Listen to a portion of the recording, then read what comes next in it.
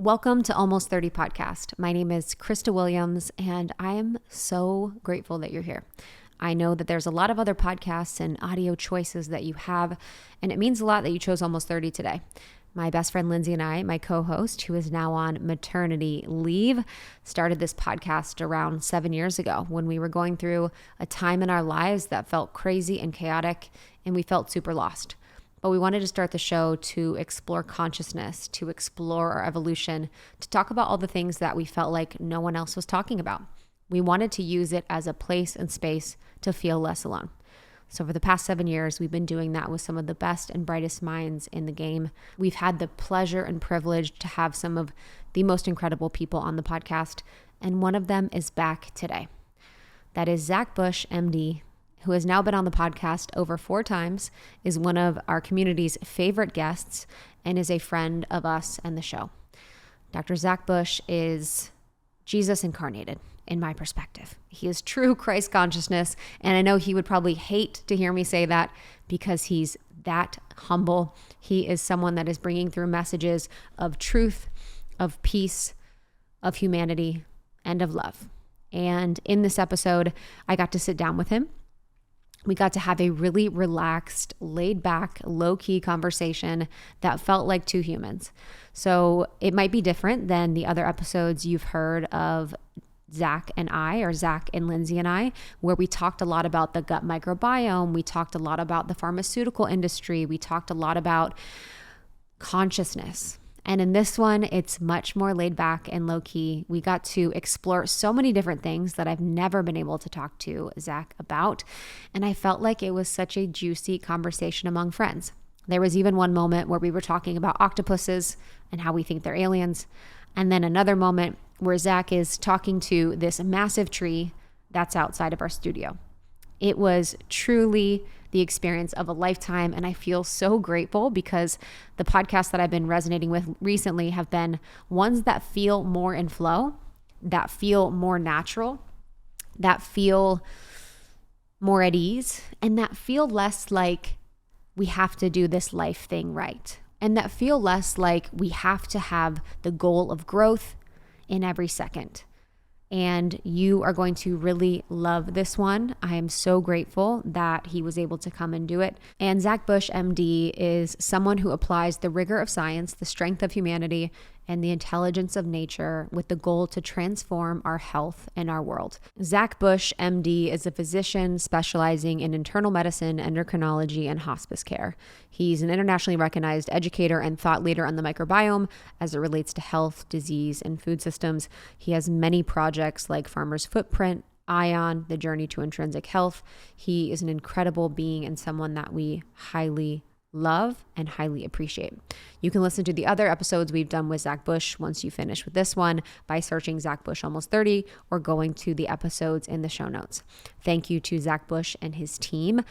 Also letting you know that one of his projects and one of his babies is ION. It's Intelligence of Nature. It is an incredible gut support supplement. They have a skin support supplement. They have sinus support, but it basically works with the microbiome to support you in your healthcare journey. It gives you the tools you need to fortify your defenses and improve your microbiome diversity. So you can go to intelligenceofnature.com and use code almost30 to get a discount on ION.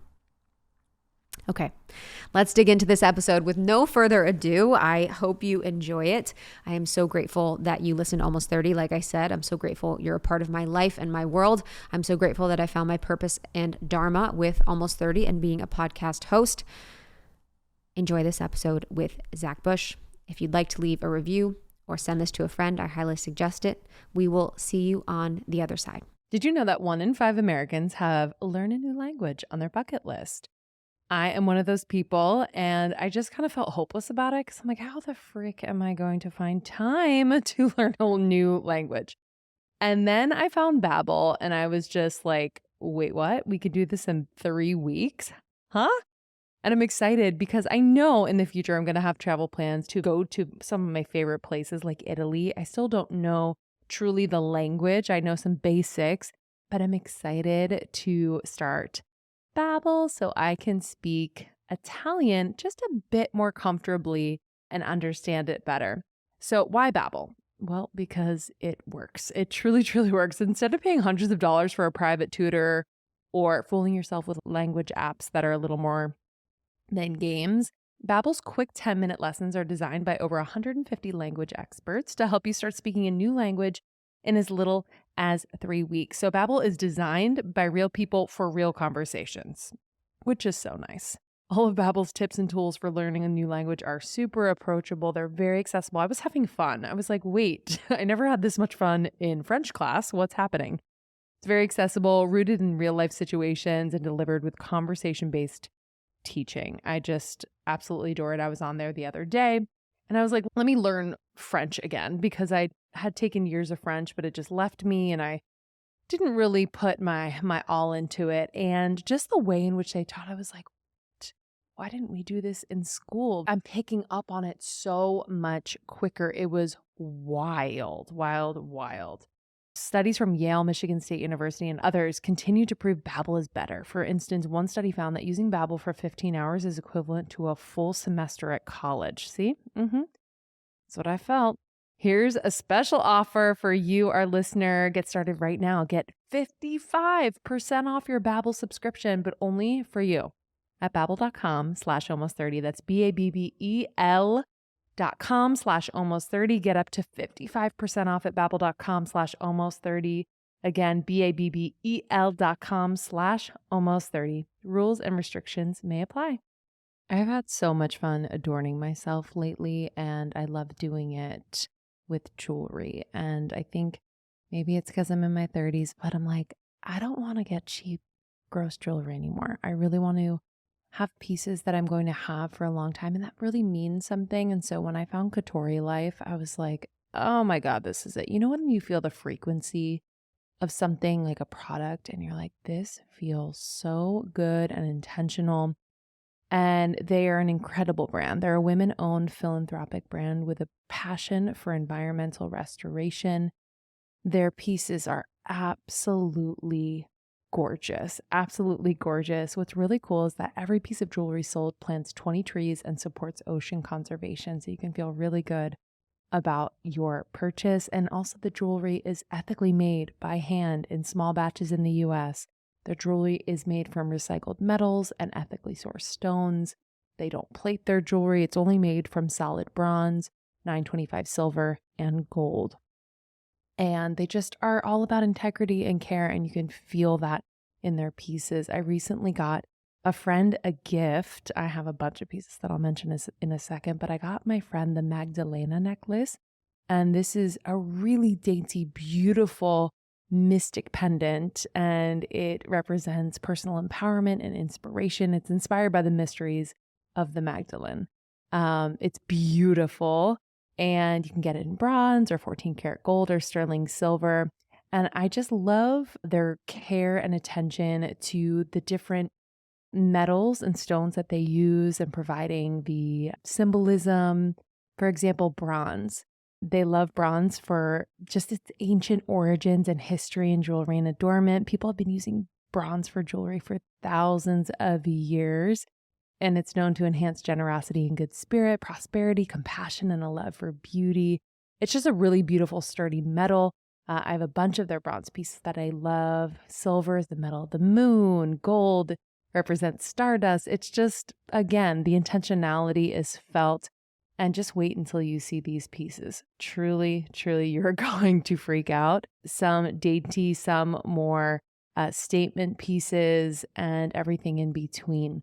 I just got myself the serpent arm cuff. I was like, oh girl, okay, you're going there. It's beautiful and just like really delicate and something that I know that I will wear and also channel. Check out their pieces. You can go to katorilife.com. That's CATORILIFE.com. And the code almost30 is going to get you 20% off. So really major discount. I'm excited for you. 20% discount with any purchase. Every piece sold plants 20 trees, so you can not only get a great discount, but feel really good about planting a tiny forest. And as you head into the fall season, this is just a great way to elevate your fall style. Get your new jewels at katorilife.com. That's CATORILIFE.com. Use the code almost30 for 20% off. Some exclusions apply. I'm so glad you're here. I'm so glad back to be with you here. Time. It's really Third rad. time back It's like on 8:30, baby. third time's the charm, they say. Oh my God. Everywhere I go, it's all about ZB. I was in Italy and someone came up to me on the street and they were like, the Zach Bush episodes. I'm like, we should just replay every Zach Bush episode for all of our podcasts and we'd be like massive and successful and amazing. Reduce your workload. Dude, honestly, I'll just cut like 100 clips of each thing and just make it a ZB moment. I'm just so grateful that you're here, especially just at this moment in time and all the work that you've done, and really grateful to talk about some really fun and exciting, beautiful things, creativity, anything related to nature, and also some of the heartbreak and some of the things that are going on right now. Before we were talking about fertility, and I'd love to kind of start there because so many women in our community are experiencing fertility, are having friends, family that are experiencing infertility issues or fertility issues. And I think it's going to be something that's going to continue to increase over time. I know you said you have your own experience and story with it. What are you noticing in the collective as it relates to fertility and infertility? Yeah, it's been a really rapid change. My background in endocrinology and metabolism had me in the space of fertility medicine very early in my trajectory. And so by the late 1990s, I mean, even before that, in the early 1990s, my first exposure to medicine was in birthing clinics in the Philippines with midwives. And so I was seeing really proficient fertility in some of the most abject poverty of the world, and nobody knew about infertility. Nobody knew about IVF. I didn't know about IVF. Like, there was just no mention of it because it wasn't a thing at that time, because people were fertile at a pretty standard rate. But over the course of the 1990s, we saw this really fast acceleration of metabolic disorder. And we can map that, back to the microbiome and herbicides, pesticides, plastics, all kinds of things. But the fact is that metabolic collapse, which means a decrease in energy production at the cellular level, leads to very predictable changes in our fertility. And so that became pretty evident by the late 1990s that there was a shift beginning to happen. And by the early 2000s, the first few years of this millennium, we were starting to recognize that 1 in 4 women in the United States had polycystic ovarian syndrome, which is the most common form of infertility in the West. And that polycystic ovarian syndrome is basically a variant of diabetes. It's insulin resistance at the ovary, and you change your hormonal patterns based on that high insulin level. And the interesting thing is this was happening to women across all socioeconomic levels, all standards of living, but in the West, all nutritional things. In the West, not so much in the developing world. So you go to Africa, and polycystic ovarian syndrome was not seen, and still today is very rare, but it's starting to accelerate there as they adopt Western diet and farming practices and all the rest. So that metabolic collapse, that drop in energy level, leading to a difficulty of getting energy into the cell, and that leads to a backup of glucose and fatty acids into the liver, and we get fatty liver. And so fatty liver, we used to think, well, that just happens with obesity or maybe from people who are predisposed to diabetes. Turns out that in that time frame of the 1990s, we were starting to be exposed to such high levels of herbicides, namely Roundup, in our diet because of all this Roundup resistant or Roundup ready crops that we were growing by the 1996 kind of time period, that we were starting to poison our bodies really deeply with a chemical that was killing the mitochondria inside of our cells. And the mitochondria are the power plant that takes glucose and fatty acids back into energy for the human cell.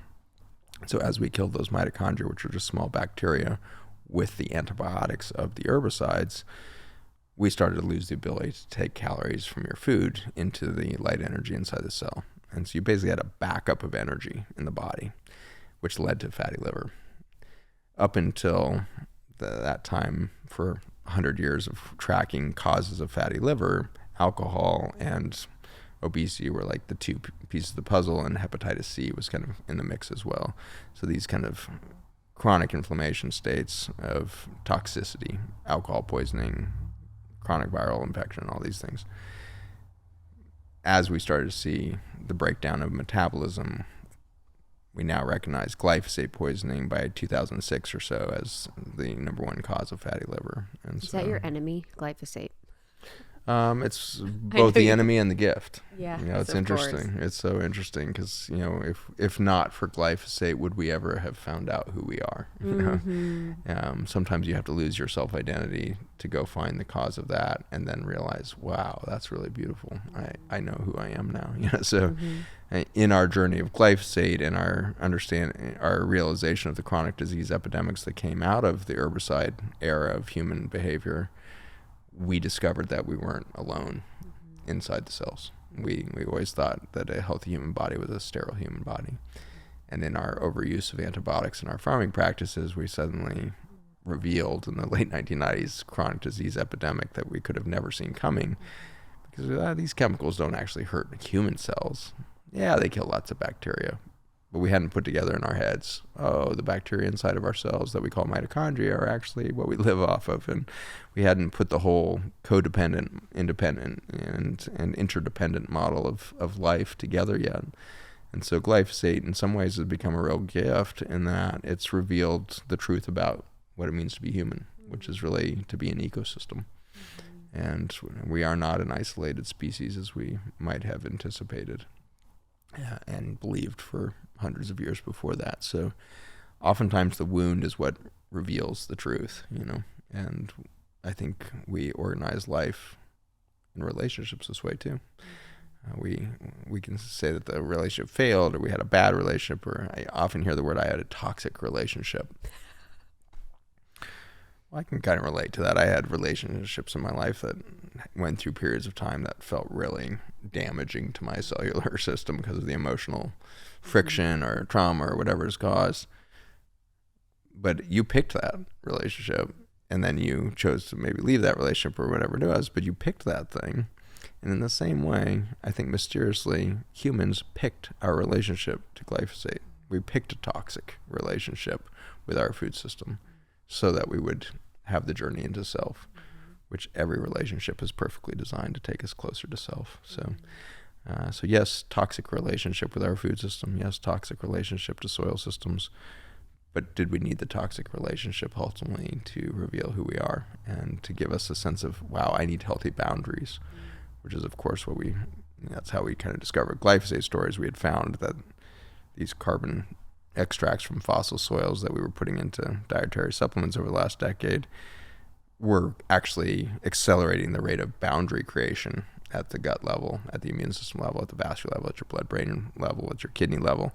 So the fact that the microbes are making the compounds that help you have healthy boundaries was a big scientific breakthrough that also is a big philosophical breakthrough. Earth, in its biodiversity, allows for humans to have strong boundaries.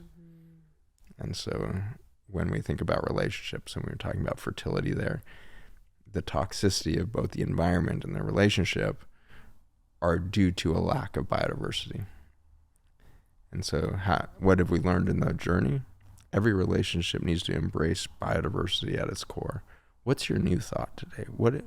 Let's get somebody else to come think with us tonight. Let's make sure we set an extra chair at the table tonight to have somebody over for dinner, because it's in the monotony of relationship and the lack of diversity of experience, thought, ideas, we start to decay. We start to lose those boundaries.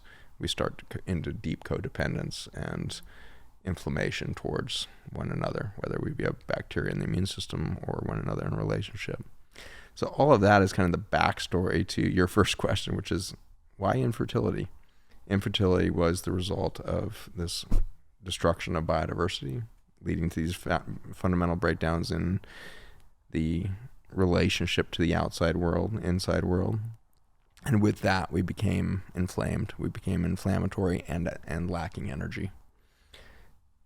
And I think we can all kind of relate to those two descriptions. At the end of a week, we're out of energy and we feel short of temper, short of coping mechanisms, and we are exhausted.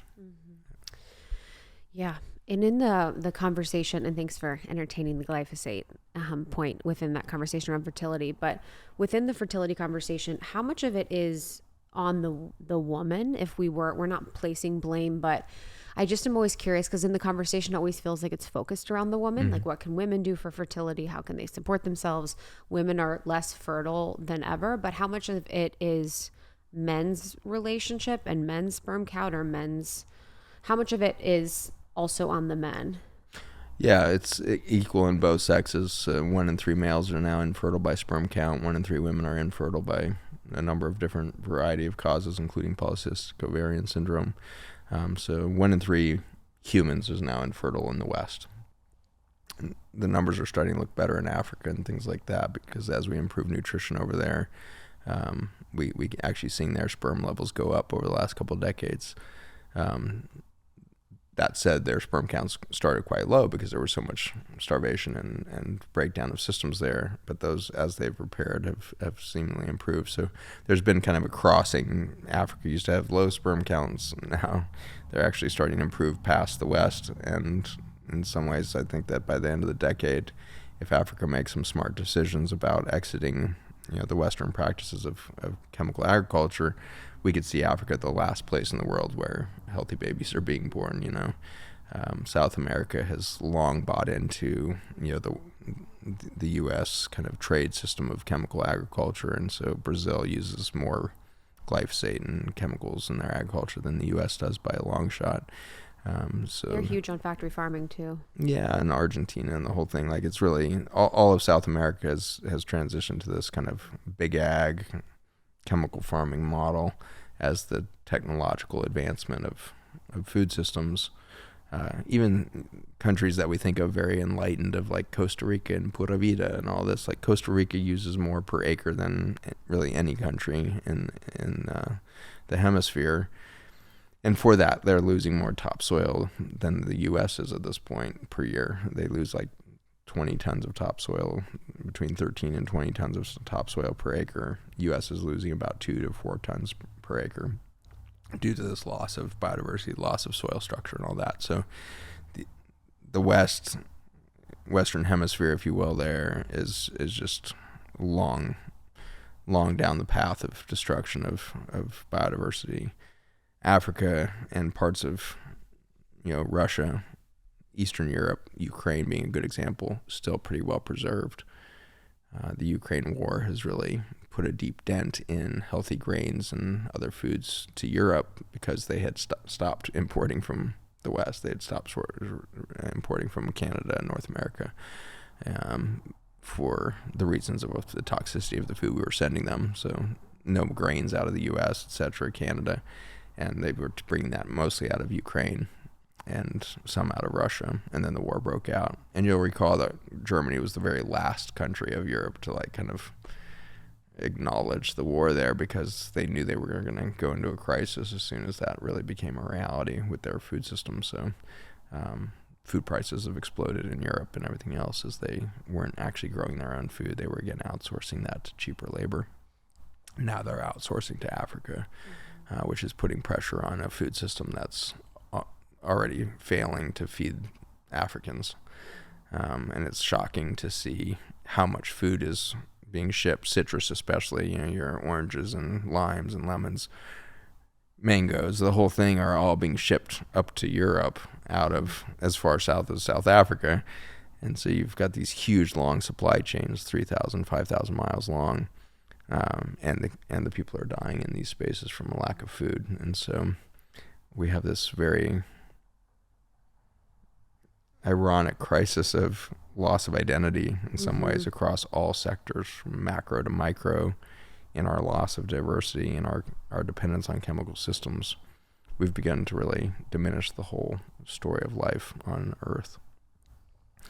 And so when we talk about 1 in 3 males with infertility, 1 in 3 females with infertility, that's just an expression of the lack of fertility of the soil itself, the earth itself.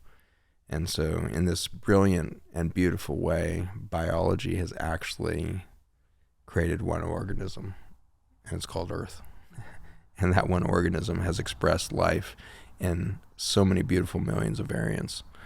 And it's been progressing in its intelligence and its diversity and its capacity for adaptation over 4 billion years through 5 extinctions. Like, this machine just keeps going, and every time there's a quote unquote bad event, an extinction, things simply get more beautiful, more intelligent, more vibrant than it had ever been before. And so it's very exciting to think that, okay, we are the existential threat on the earth right now, but for the stress that we've put on the earth, there's going to be equal and opposite, in fact, rebound effect that will far exceed the beauty that we see right now. So in perhaps even a couple hundred years, but certainly in millions of years, due to the stress we've put on the environment at large, there's going to be new species of flowers, trees, bushes, animals, and there's going to be a new form of intelligence on the planet. And whether that's in human form or not is kind of jury's out. We're not sure yet. Part of me gets kind of excited about imagining, like, we went from reptiles to birds. We went from reptiles to humans with the last extinction. What does it look like for this big extinction? Like, what do we jump to from human to what? You know, and humans basically were a technological advancement at the genetic code and therefore at the anatomical level from primates. But it could have easily as much happened to octopi. Extremely intelligent neurologic system, a few more inserts of genetic sequences from viruses due to the stress of extinction, and the next iteration of the smartest creatures on the earth that could be light years ahead of where we are now could be some descendant of an octopus. So I'm down. It's like, yeah, it would Octopus be beautiful. are so cool. They're so cool. Literally, my octopus teacher was amazing. Yeah, I was curious about it, and you kind of answered it, but it seems like when we talk about an extinction event that it doesn't seem like something that scares you. It kind of seems like a new opportunity or a new, like, how do you, I guess, relate to that? And how do you find yourself in a position where you can talk about that sort of matter of fact and with like a lens of hope? I actually got that last, couple of sentences there around the possibility of the octopi actually comes from Craig Foster. I was just swimming with him off the coast of South Africa. And so we spent a day together again, swimming in the kelp forest together. And we were pondering this exact thing. It's such cold water. It's unbelievable. And so you're out there in your swimming trunks and 13-degree water out there, and you swim for 45 minutes and your core body temperature is so low. And in that high dopamine state, you realize that it's only through the lens of, the human perception that we're the most important thing, that extinction looks like a really bad thing, And when you start to go under the water and you experience this whole other universe that terrestrial eyes just can't comprehend, the color schemes don't make any sense. So you got these fluorescent oranges and purples and phosphorescent things, and it like just does not compute to a land-based creature. You realize that nature has such exquisite design, such exquisite capacity for creativity, such a drive towards beauty, that there's absolutely nothing to worry about on the end. And you've seen it happen where human behavior stops at one thing and nature comes roaring back, And so nature will come roaring in as soon as humans, let our knee off the throat of biology here. And when we do release that and we stop the othering and, not only racism towards one another, the racism of other races, the other species, whether they be terrestrial, extraterrestrial under the ocean, extraterrestrial above the sky, wherever life is coming from that's not in our little narrow plane, is going to be beautiful, is going to be intelligent no matter what, because life is iterative. Life always gets more intelligent, more biodiverse over time. And so that's how I think I find the peace of look for the beauty and realize that the beauty is not of humans and is not dependent on humans. And in the end, aren't we part of that beauty? And aren't we the expression of the stress of the last extinction? Aren't we the beautiful result of stress and death and regeneration that would come out of it? And so when you start to see life as an organic process of composting, the old gives birth to the new. And it does it in such an exuberant fashion that it's kind of out of control. One oak tree falls in the forest. You do DNA sequencing on that oak. Every single cell in there has the DNA of oak tree, the whole trunk. But within 1 year, you go sequence that oak trunk again, and there's 100,000 species. And so for one species to be able to transform into 100,000 species with the energy of its memory of life is pretty eloquent and really releases the fear. And if you've had the opportunity, which fewer and fewer people unfortunately are having the opportunity of being with somebody in the dying process, but if you have been gifted with the opportunity to be at the bedside with somebody who's in transition, I hope that you've gotten to realize just how magnificent the other side might be, because you get to glimpse it oftentimes at that bedside when somebody starts to come back from the other side with information of how beautiful it is or who they're talking to, and you realize, wait, they're talking to Aunt Thelma. She hasn't been here for 50 years. Like, how are they sitting there having a conversation with her? What does that mean about our perception of reality, you know? And so we live in this veil, and we start to interpret and make decisions and pretend or perhaps sincerely believe that everything we see is the reality of the universe, when in fact we're just seeing this little infinitesimally small slice of it. And so I get excited. I get excited that there's 2.5 trillion galaxies. That's a new discovery. We were off by a couple logarithms when we had Hubble, and now we've got the James Webb Telescope that's giving us a much deeper look into the cosmos. And we had to 100x our estimates of these things. So it's really exciting to me. Like, life is so indelible. It's so unstoppable. It's so creative, and it's just the juiciness of the universe, you know. And it's truly irrepressible. And so anytime you knock it down, it's going to pop up somewhere else, more smart, more beautiful, more exuberant to be itself. And I hope we get to be a part of that rebirth. And I think that we can be a part of the next thing. And there's going to be an end of our current belief systems, our current philosophies, our current biology. But it doesn't mean we can't transmute. It doesn't mean we can't get more complex in our genetic code, in our biologic sequences that come out of that genetic code. We can become a different version of human. And for that, we might find out in a couple hundred years or a couple million years that the biggest gift to humanity was this moment that we chose to go through the valley of death here, so that we could come out a new set of beings with a new capacity for resilience, creativity, design, exploration, adventure, and ultimate compassion. And as we reach past empathy and become compassionate, I think we're going to be a different species, and instead of trying to go on each other's emotional journeys, recognize the emotional journey. Don't try to take it on as your own. Recognize that emotional journey, acknowledge it, give grace to that person for what they're going through, and then together move forward without that vibration, having processed through that vibration together. And then we can move through traumas without carrying that into our children. We can move past the victim-perpetrator model that we persist and really become a new expression of grace, perhaps. Grace is my gene key.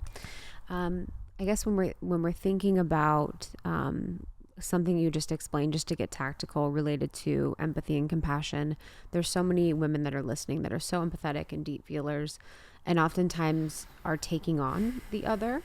So how exactly are you in your process with that? Because you are so hard, like you are so kind and with people, and it feels like you're feeling people in your tenderness, but you're not taking it on. So what is your practice for being with people enough so they know that you're feeling them in a way where they feel seen, heard, and healed, but you're not taking on and processing their grief or their trauma?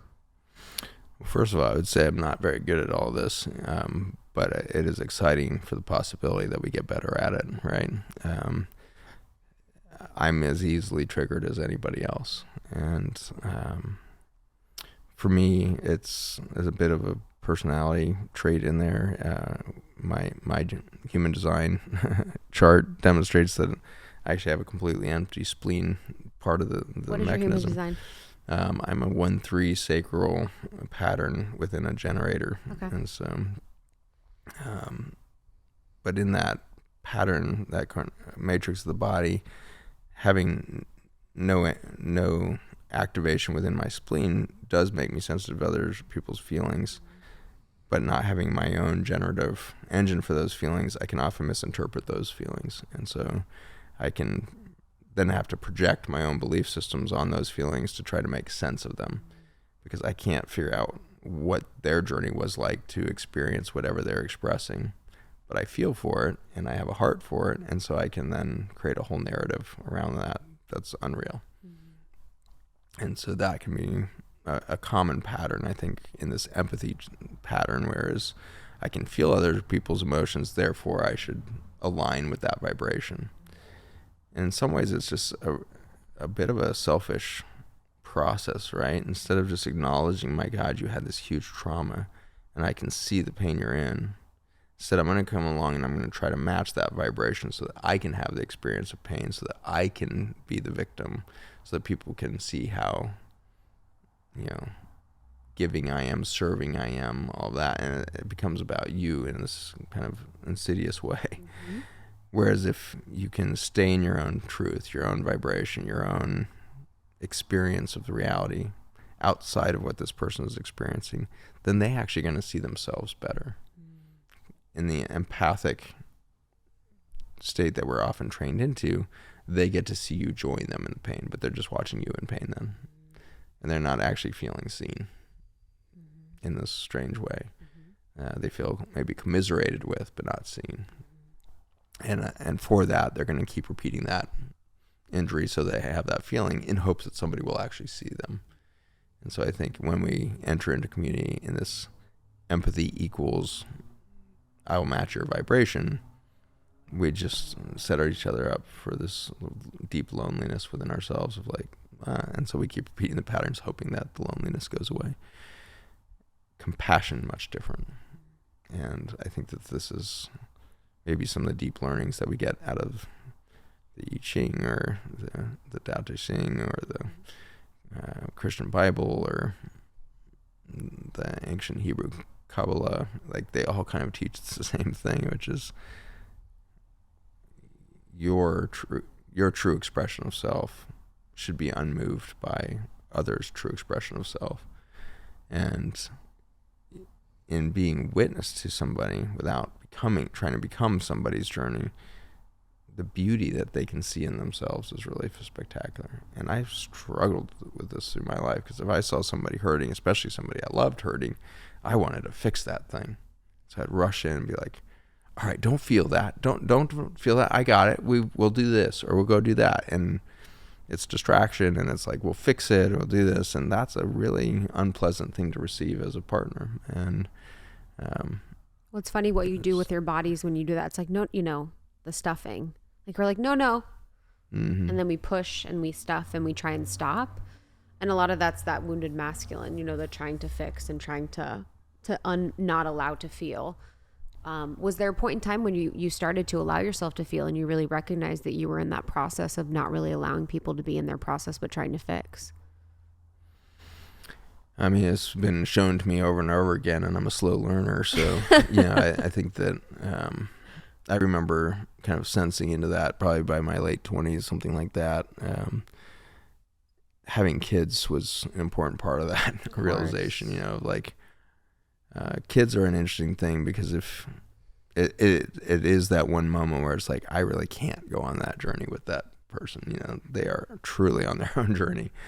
And I think it took me a couple of years of parenting before I really had that experience. With my first kid, I was like, oh, see, they're like, I'm a great parent, like a great son, and he's so easy and blah, blah, blah, and all this. And clearly he's in some amalgamation of mom and I, and we're so amazing because we created this thing, and we're good parents because we love this thing and all this. And then your second comes along, and they're so radically different than your first that you're like, oh, we actually have nothing to do with this situation. Yeah. They came through this nature, like, yeah, this not is nurture. This is a being. Yes. I'm a being over here, and together we are us. It's like just so amazing to see the variety that can come through, seemingly nearly identical genetics from one child to the next, and yet vastly different beings. That's like, how can you not believe in souls coming in? When you see children, you're like, how is, like, me and my sister even, you're like, we grew up in the same environment. Yeah. And we're so different. Yeah.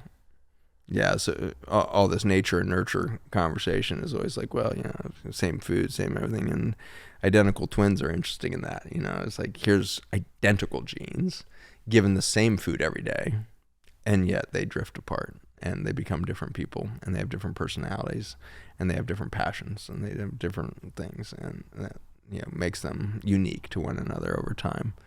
And so yeah, you're right. There's an original imprint outside of the genetics that makes us who we are. And that soul imprint, or that soul pattern, which is an energetic thing, right? What is a soul? I guess, I used to have a pretty vague spiritual sense of like, well, that's maybe the thing that comes from God, The longer I've been in biology, especially when you're in a cell biology lab and you watch cells behave under a microscope again and again, it's really clear that they are seeing a blueprint that's not physical. And so you can literally watch cells line up and behave as if they're following a roadmap, and they're cells. They have no brain. They have no sense of intent of being me, and yet they will behave in this extraordinarily intelligent system. And bizarrely, it's non-local.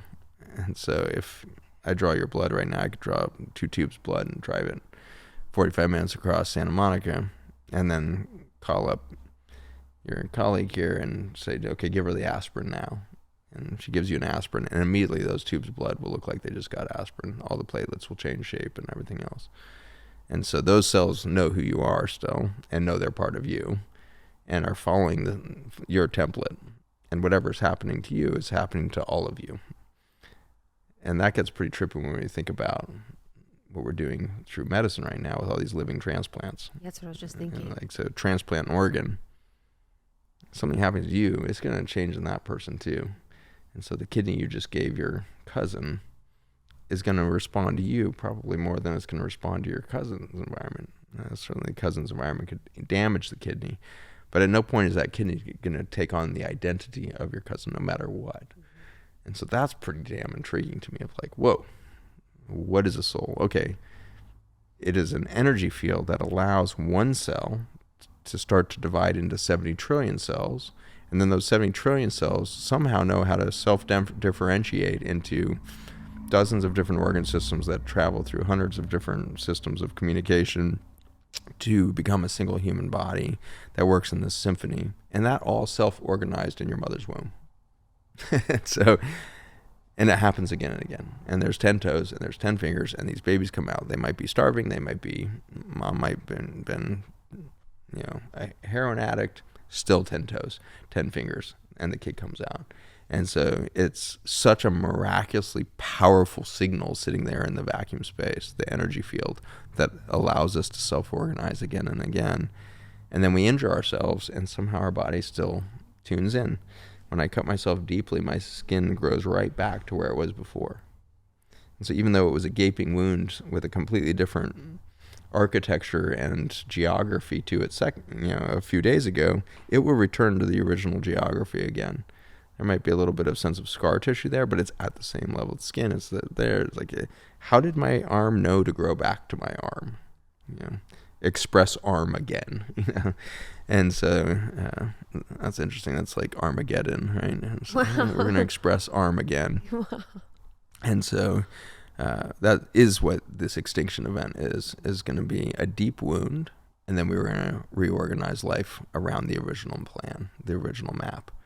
And interestingly, the original map can re-express itself differently when there's a complete death, when there's a complete extinction. There's a whole set of laws of physics that are extremely rigidly held by nature.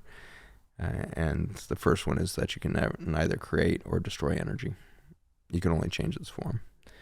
And so at this stage of my expression of body, it will keep repeating my body.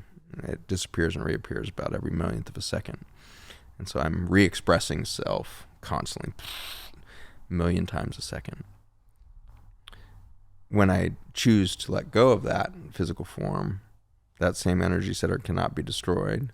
And so you can imagine it could choose to express biology in some sort of human form again, or it can re-express itself perhaps as a star or whatever it is, And so it's like the energy can only change form and re-express a new pattern, but the pattern is informed by the original design as well. So it's a very intriguing thing of, we know who we are right now, but this is a temporary decision to express ourselves as human from that original energetic center that we would call a soul.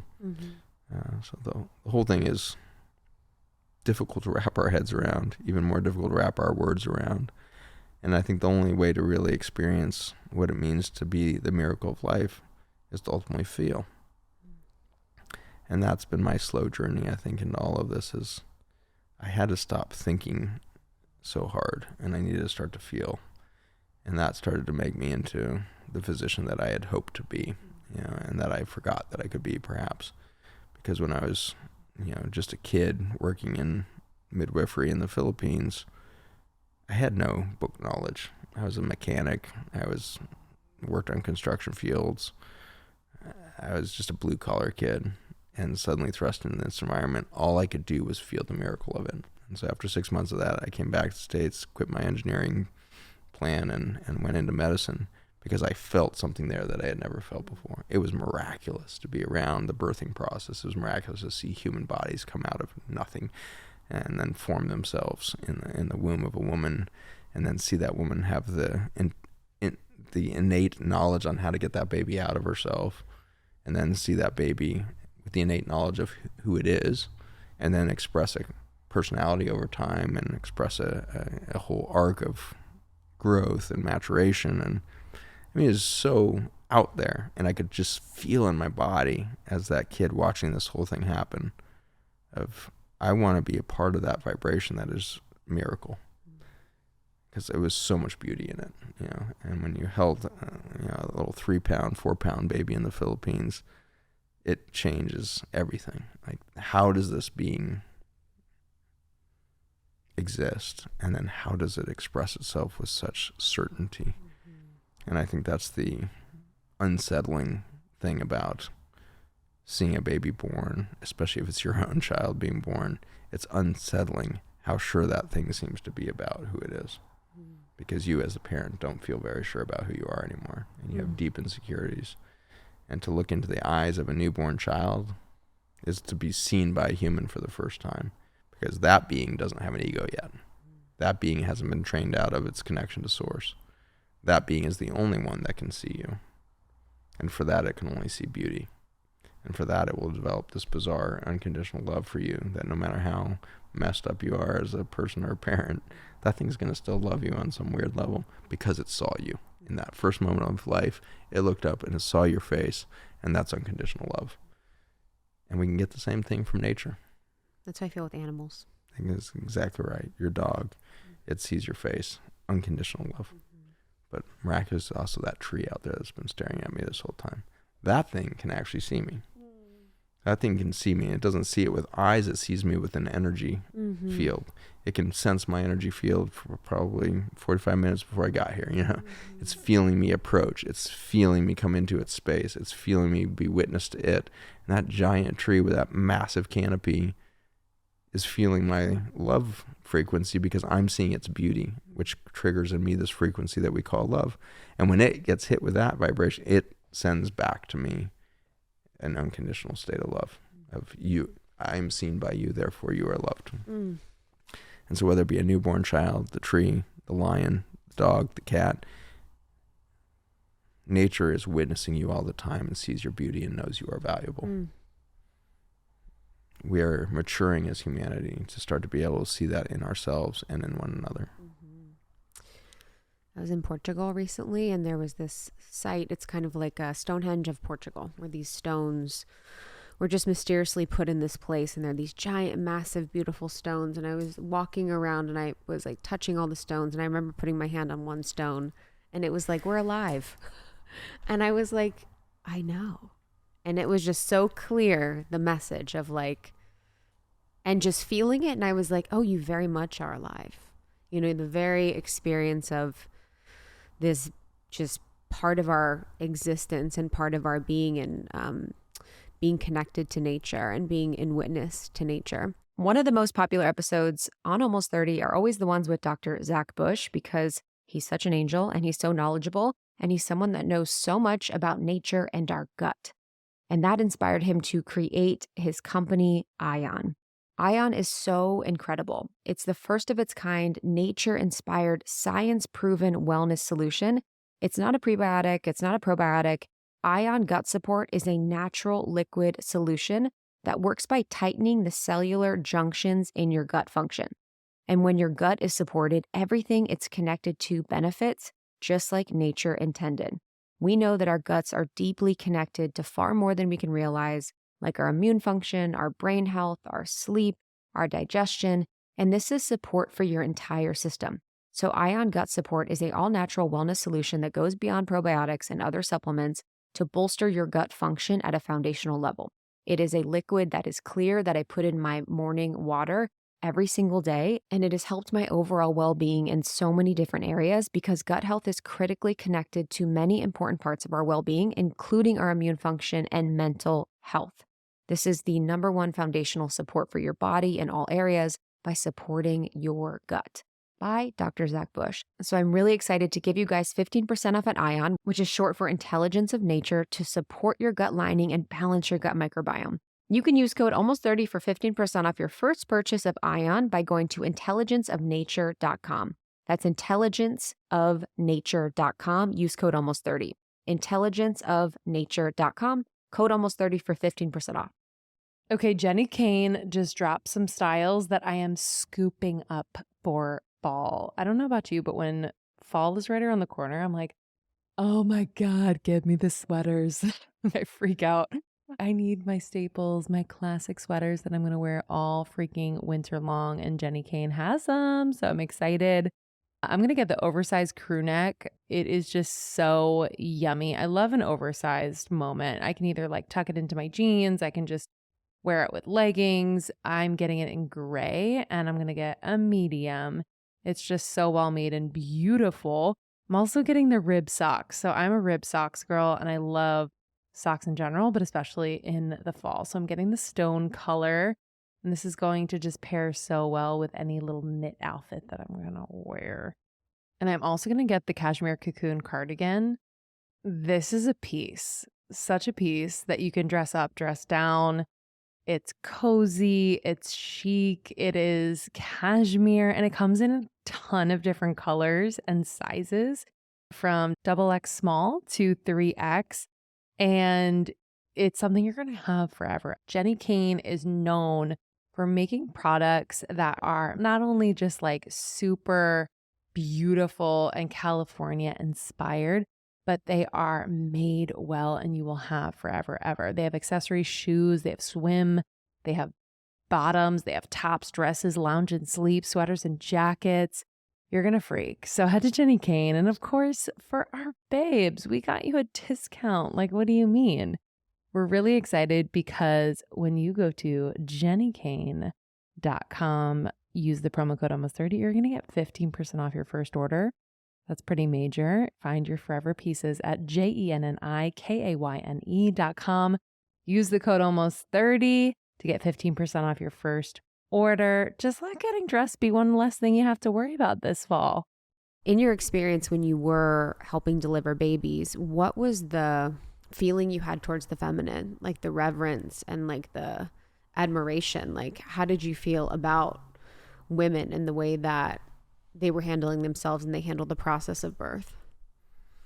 It was the first time I'd seen that process, with any frequency. I'd seen my younger siblings come into the world, but watching that repetitively in a given day or whatnot, it was an overwhelming sense of capacity, just awesome capacity within woman.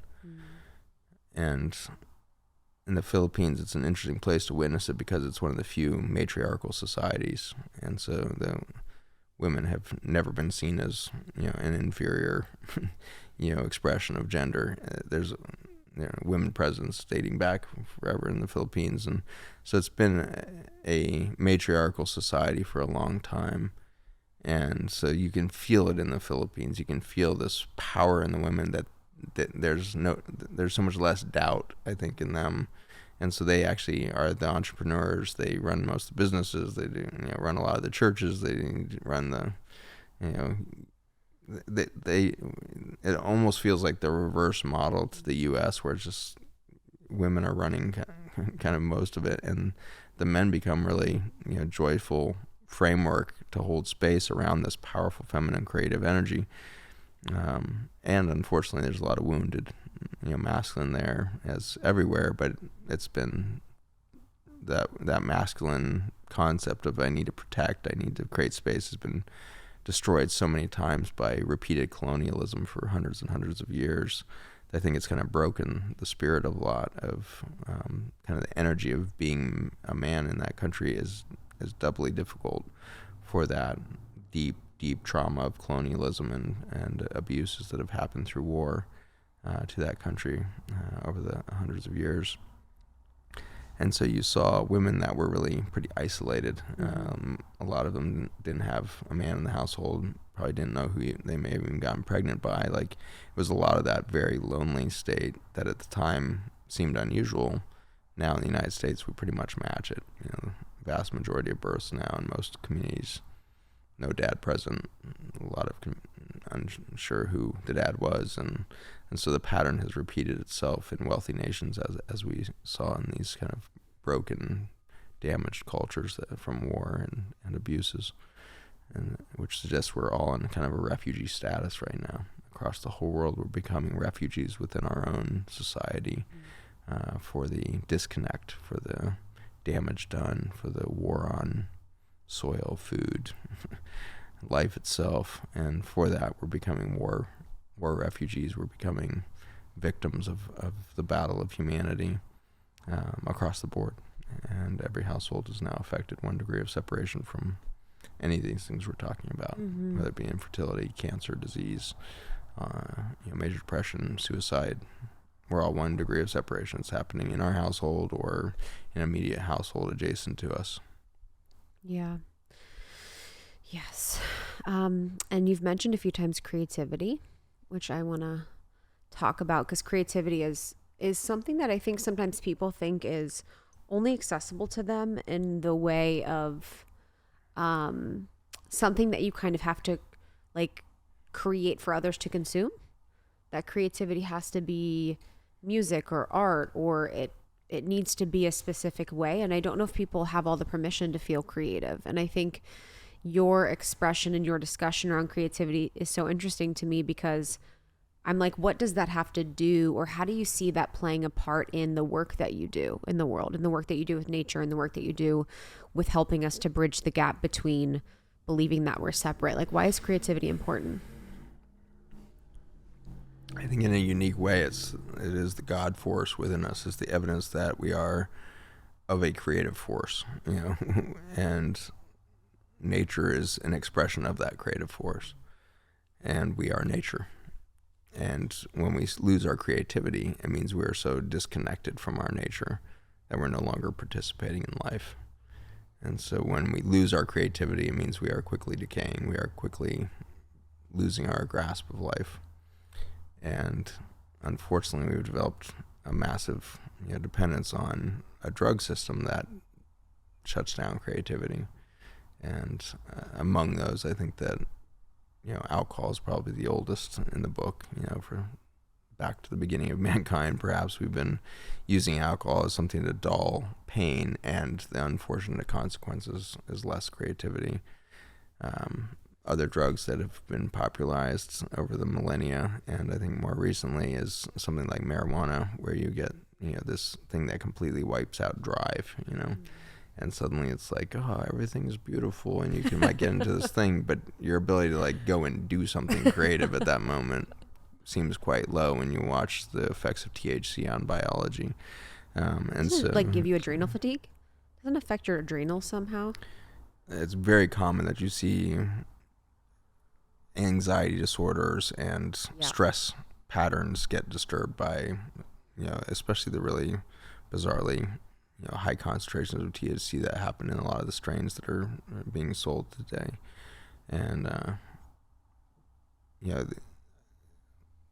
the caveat here that I should say is that I've never never smoked pot and I've never been high, so I don't actually have the personal experience that it shuts down creativity. There may be some neurologic systems that feel like it decreases stress enough that they can be creative. There may be a little zone in there, but knowing THC in the laboratory and working with it a lot in my basic science stuff around cancer, you can see it affect a single cell this way, as the cell literally loses drive when THC hits, and it just like sits down and doesn't do much, And so it's interesting that it has this kind of universal micro to macro effect of let's stop striving and let's just be really aware of what it feels like to be here right now, and let's be satisfied with that, And so cancer, for example, is a very driven cell because it knows it's dying. It's so damaged it can't repair itself. And so it has to have this drive for repetition. So we give a cancer cell CBD and THC, you can actually increase that kind of likelihood that it kind of shifts out of that drive state and its replication rate slows down, and it then goes extinct because its rate of repair is so low that if it's not replicating, it dies quite quickly. And so in a weird way, the endocannabinoids from marijuana slow down the system and can be an aid in that process of allowing cancer to eliminate itself. And so it's been used quite effectively in a lot of palliative conditions of cancer. But I think that in the future we will find that it probably may play a role in people who are going through the journey of finding health through their cancer journey. And it can be a part of that balancing act of reducing the drive within us. And so that I'm not trying to demonize alcohol, and I'm actually not demonizing THC here, but it's a reflection of the fact that this creative force within us is shut down when we try to dull pain. And it's when we start to have pain that we are probably in a neurologic state that we can also feel the joy, feel the creativity. That doesn't mean you necessarily have to have the pain to have creativity. It's just that those two run through parallel neurologic networks that one can't be dulled without the other. And I think our food system has come to represent the most effective drug for this. We have pain, we have anxiety, we have stress, and so we eat fat, salt, sugar combinations that trigger all of these neurons in our head that initially give us this cocaine response of like, oh, I do have energy. Oh, good, because I was so exhausted I didn't care about life. Oh, good, I just had my double-fisted burger, fries, drink combination, and now I feel great. And then, oh, thank goodness, I feel like I'm in a coma. All the pain's gone, all the stress is gone, and I just want to sit and watch the tube. And so then whether it's the marijuana killing the drive or the fast food killing the drive and the stress and anxiety and everything else, we're losing our connection to life, which is to say we are no longer expressing true creativity. And that's just a state of being. It's not a crisis. We don't have to judge it necessarily, but we can just acknowledge that the reason why every city in the Western world is starting to look identical to one another is because we're becoming disconnected from our creativity that allowed for us to have cultural unique expressions. Everybody's speaking English now worldwide. Is this a good thing? Probably not. It's probably programming people out of their original connection to the vibration of their location, their family, their sense of creativity, and the rest. And so as we use these Germanic languages as the universal language, that might even be symptomatic of a disconnect of creativity. When I was in school, like everybody took a Romantic language. We were taking Latin, we were taking Spanish, we were taking French, it wasn't really even an option. Like nobody really thought about it. Like 1% of the school was taking German. And it's like the Romantic languages were really where we were drawn to. And now it's hard to find those in schools. It's hard to find a connection to that, and a fraction of people are being exposed to a different way of expression, which is a fascinating microcosm of this loss of biodiversity, this loss of diverse experience. And so the monotony that we see around us in a shopping mall. And I was just in Singapore a couple of days ago, and I had been in Bali for like 12 days, I want to find one of those things that I just saw in Bali 10 times and didn't have time to pick up. And you can't buy anything from Indonesia in the Singapore airport because it's Boss and Dior and, it's all the same shopping that you would find in any mall anywhere in the world. And I was like, oh my gosh, this is it. You can't even find Bali in Indonesia anymore. And so if that's, it's just an expression of it. But it's also what's happening across sociopolitical systems and the like. Why are all politicians so freaking angry at each other? Why are they all fear-mongering? Why are they all guilting you into something? Why are they all shaming you into something? They've lost their identity just like the shopping mall has lost the identity. They've lost their creativity, and so the only thing that they know to have a position is to be opposite the other person. And so now we have all these angry opposites, and nobody even remembers what they used to be before. They were just an amalgamation of antis. Yes. I'm anti that, and anti that, so therefore I am. It's probably not the equation. And for that, we become anxious, depressed, disconnected, lose our drive, lose our creativity. So all those are brushstrokes, if it's helpful, of kind of why is creativity, or what is creativity important for. When we think about politicians, and we were talking a little bit before about activism, and a lot of our community, has the desire to get involved, has the desire to make a difference and make a change. But I think the way in which activism is now positioned is needing a maturation, which is what you said previously. And I think we're needing a way in which we can be with the problems, but not feel like our action is going against something. But is it for? Like, do we go for things? Like, what is the process in which, or how do we see activism sort of evolving in the next couple of years so that it actually can do the change that it needs to? Yeah, and I want to, before I answer that, I guess I want to have a disclaimer, which is I think that the journey of activism has been important for humanity. Like, it's important to have whistleblowers. It's important to have people pointing out the crisis that we're in. And so that's been a necessary chapter. And if we don't acknowledge the problem, then we will never solve for it. But finding the problem isn't actually the solution, And so I think that a way of maybe reframing our current understanding of activism is to realize that it's actually reactivism.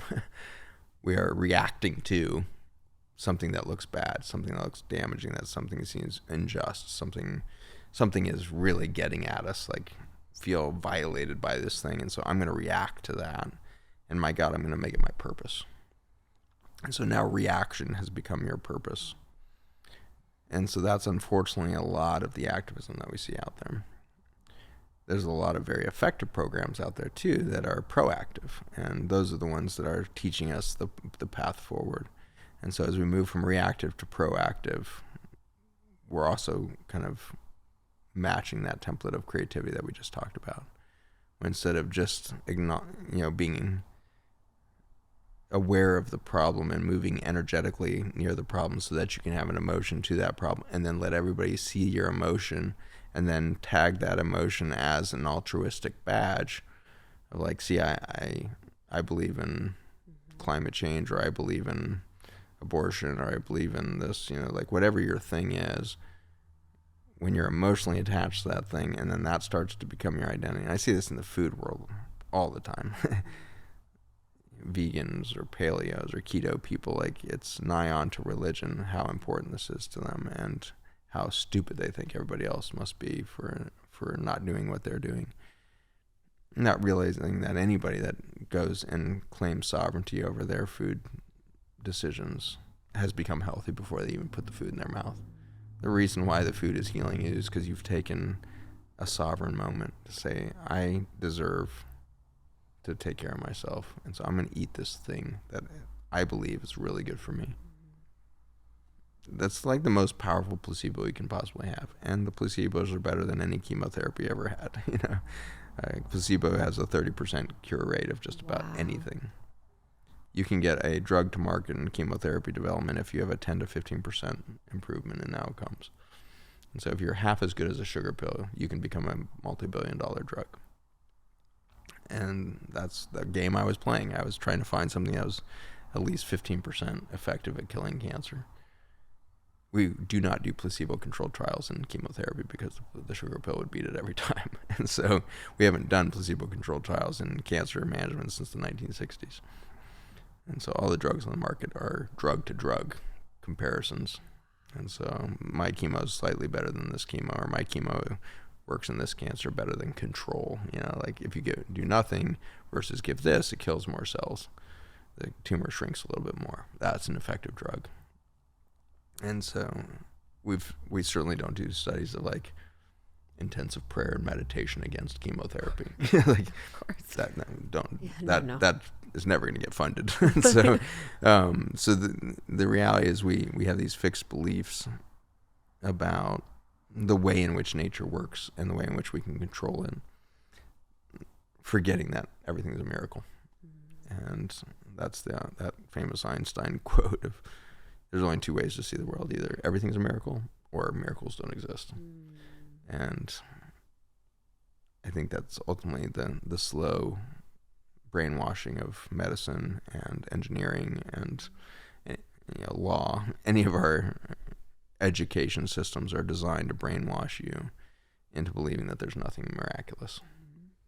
And if you will see one child born, you will realize that there's miracles. If you will see one loved one pass beyond the veil, back and forth for a few hours, for a few days, seeing the beauty of the cosmos through non-human vibrational experience, you realize there's miracles. And every time you injure yourself and see your body self-repair, self-organize into its original math, there's another miracle. And so it's that time now in human history where we're going to have to decide, are we going to go down the belief that we are analytical problem solvers that can outthink the nature that we were born out of?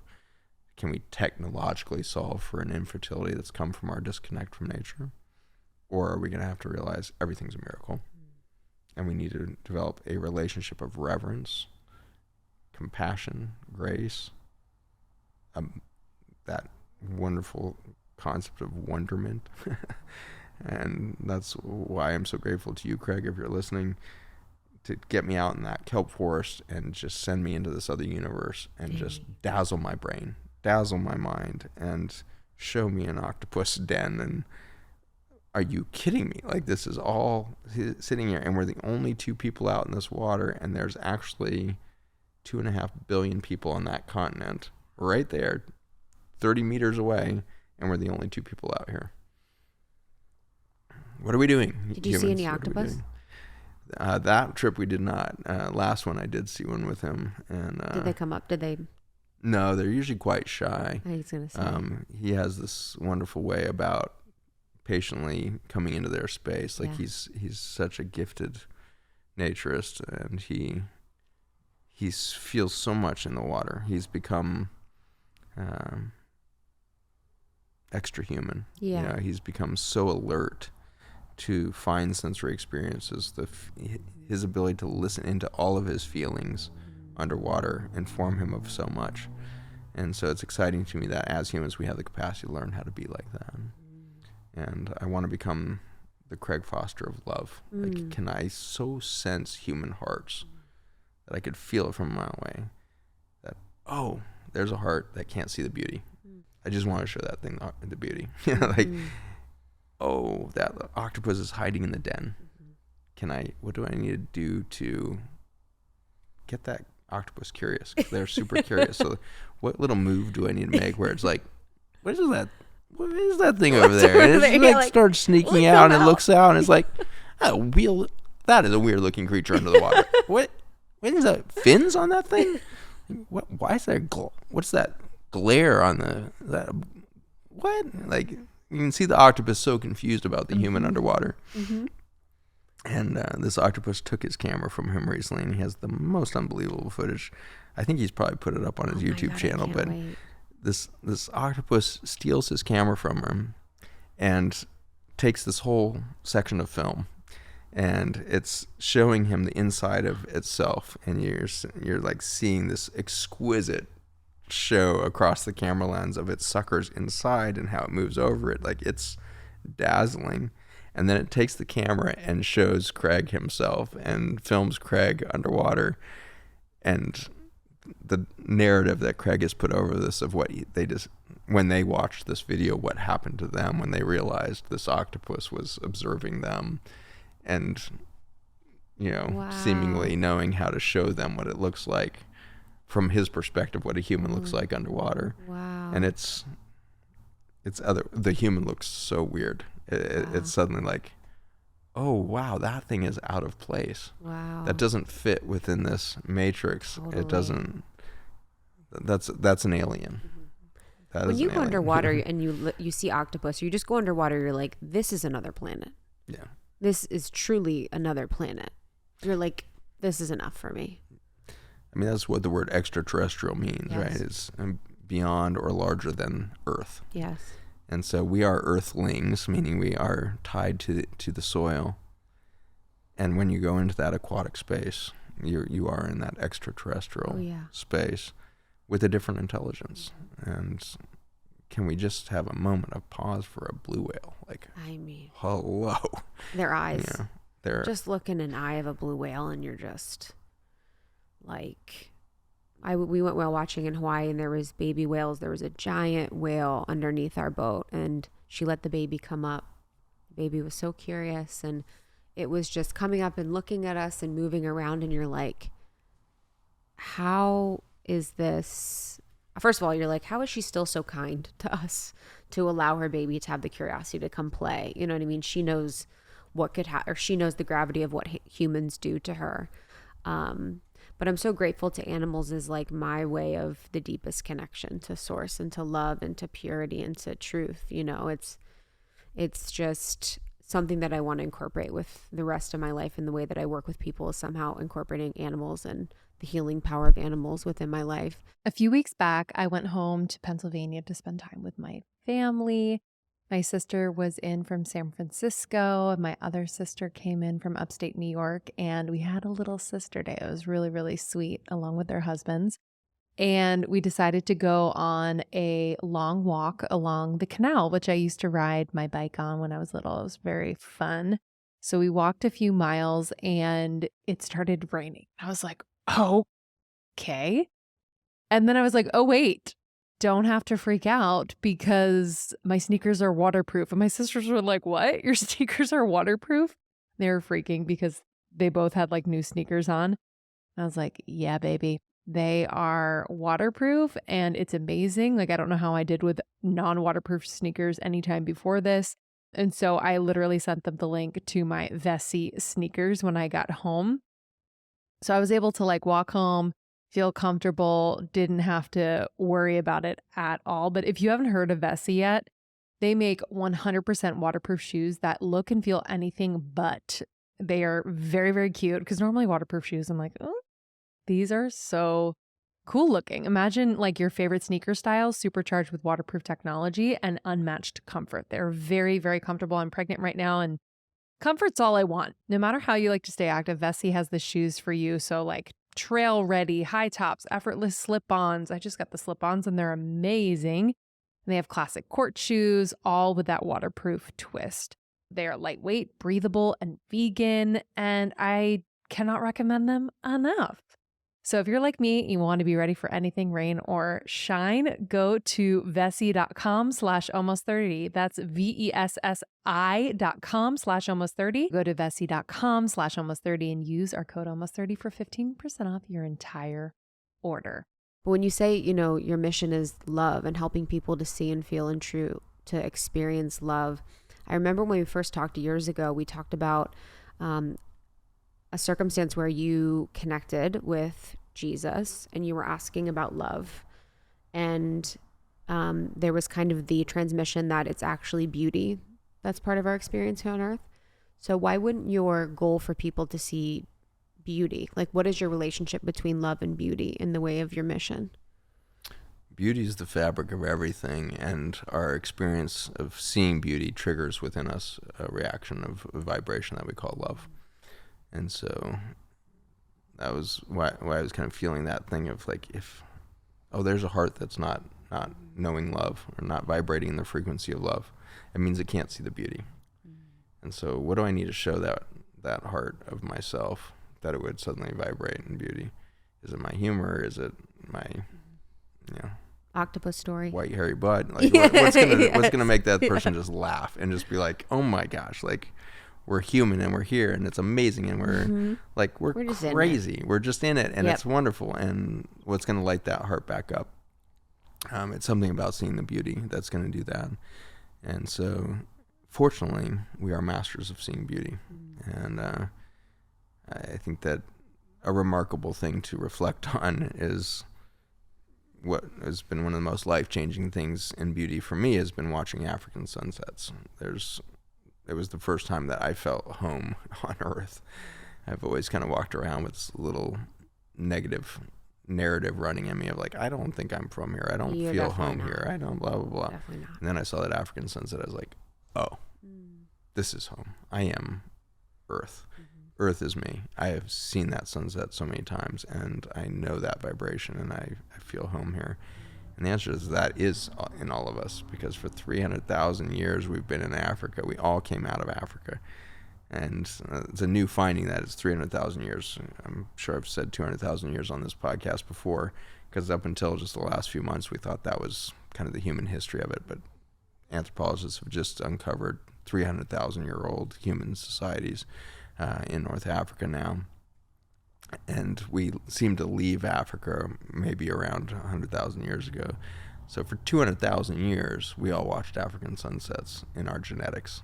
So the epigenetic memory and then the germline genetics that became you remembers the vibration of that sunset in a deep, deep way. And so that experience of watching those African sunsets grounded me on this planet in a way that nothing else had before. And then I looked around at the beauty of the African bush, and like we got monkeys and birds and lions and wildebeest and antelope of every variety and the kudu, and what is going on? It's so much beauty. And then you suddenly realize, why are we the only species watching the sunset? None of the other species are watching it. The monkeys are up in the tree, back to it, the birds flying around as if nothing's happening. They're not watching the sunset because they have a different experience with beauty than we do. They really are the beauty. They're vibrating with the sun. They're vibrating with the dimming of the earth. They're vibrating with the plants. That singularity, that oneness that I think the planet is experiencing is what you see when you look in a whale's eye. Why is that like looking into the cosmos itself? It's because there is no dissonance in that animal. It is completely coherently whale. Just like that massive tree over there is always going to wake up oak tree, And so these trees and these whales have 100% coherence with the soul of it. What is that energy field expressing right now? It's every day expressing that thing.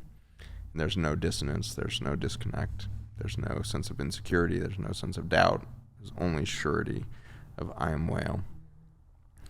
And for that, we need to be very cautious with this empathy piece when we start to project things on nature.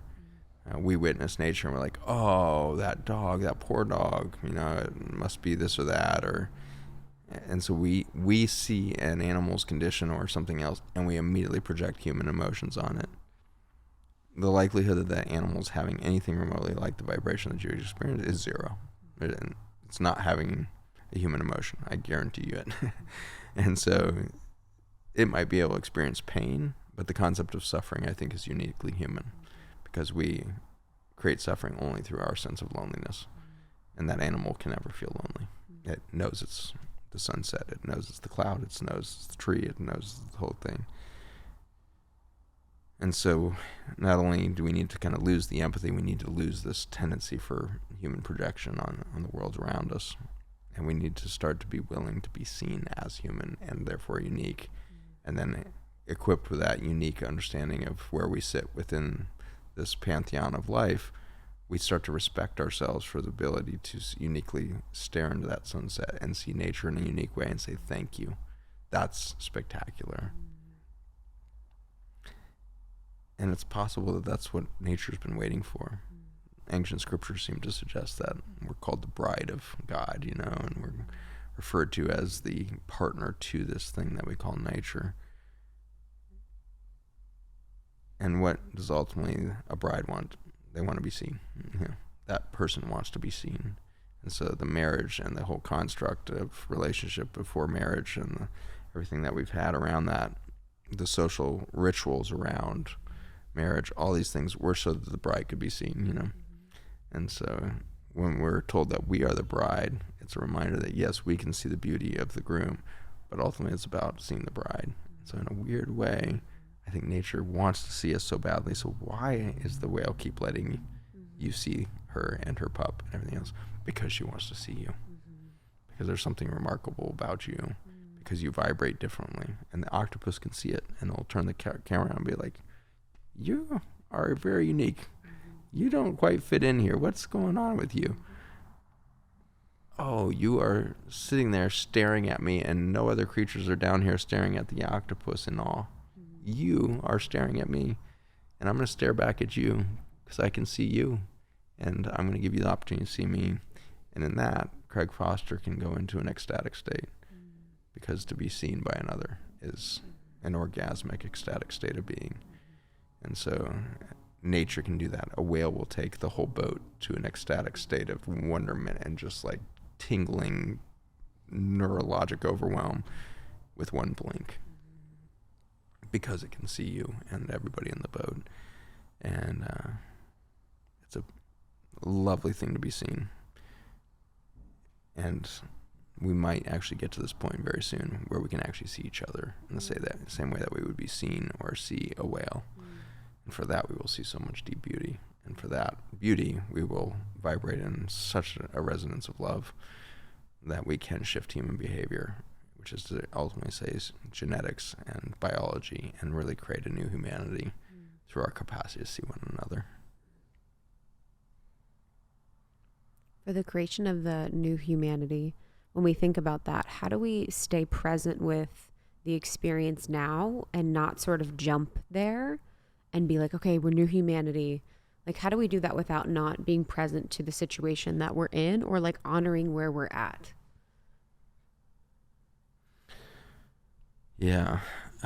We talked earlier about the Course of Miracles, and that last line in that tome of wisdom says that the last thing I will do in this human body is let go of judgment. And so we have such a tendency to call light good and dark bad, and so we have this whole Star Wars matrix of good and evil everywhere, and we put this on ourselves. We shine that prism on everything, and immediately make these snap judgments inside our brains and subconsciously, consciously around everything. The color of the car that just drove by, like, you subconsciously judged that for absolutely no good reason. Like, who the heck cares what color the car was? Like, you really want to spend a neurologic thought on that? Okay, let's organize that whole experience of you saw the color and then you had a gut reaction and your endocrine system turned on, and now you're going to spend time processing that and projecting a human emotion onto those feelings and saying that that car somehow pissed you off, when in fact you were already pissed and the car justified the fact that you were pissed. And so we have so much projection and so much subconscious conscious judgment going on that we can't see the beauty of anything, and we have fear of everything, that we might become evil. And if you only believe that you can be the victim or the perpetrator, and those are your two options in life, then you're going to diminish your power as quick as possible if you're a kind person, so that you're not the perpetrator, and you'll happily be the victim so that you're not the perpetrator. And so we go into these paradigms of belief due to our judgment over one versus the other, and we definitely don't want to be evil. We definitely don't want to be bad, so we will be victim. And then we develop a narrative that has some amalgamation of fear, guilt, that then turns into bitterness, anger, deceit, revenge, all these things that come out of that festering kind of wound.